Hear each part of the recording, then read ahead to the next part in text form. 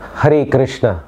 भगवत गीता के 18वें चैप्टर के 20वें श्लोक से 22वें श्लोक में भगवान 3 प्रकार के ज्ञान का वर्णन करते हैं। सात्विक ज्ञान, राजसिक ज्ञान और तामसिक ज्ञान।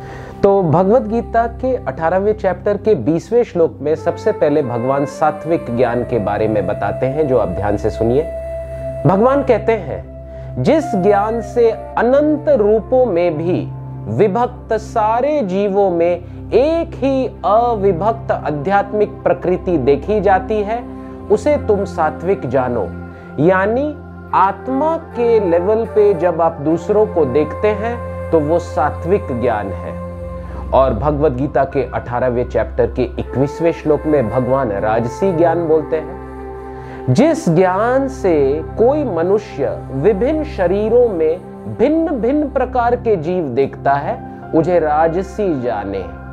यानी किसी का चेहरा सुंदर तो किसी का कुरूप, कोई काला तो कोई गोरा, कोई लंबा तो कोई पतला, कोई स्मार्ट तो कोई अगली, कोई मोटा तो कोई पतला।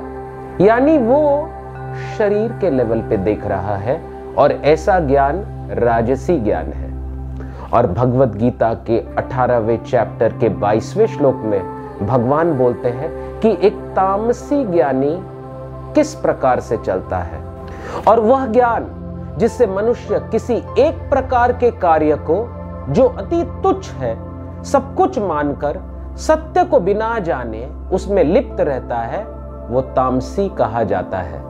जैसे कुछ लोग बोलते हैं कर्म ही पूजा है, तो क्या जो बकरी काट रहा है वो पूजा है? मैं पूछता हूं, जो दारू के दुकान में या दारू की भट्टी में दारू बना रहा है, क्या वो पूजा है? चोर का काम चोरी करना होता है और चोर को लगता है यही मेरा कर्म है, क्या वो पूजा है? तो ऐसे टाइप के ज्ञान तामसी ज्ञान है, जहां वो झूठ को सच मानता है और सच को झूठ। हरे कृष्णा।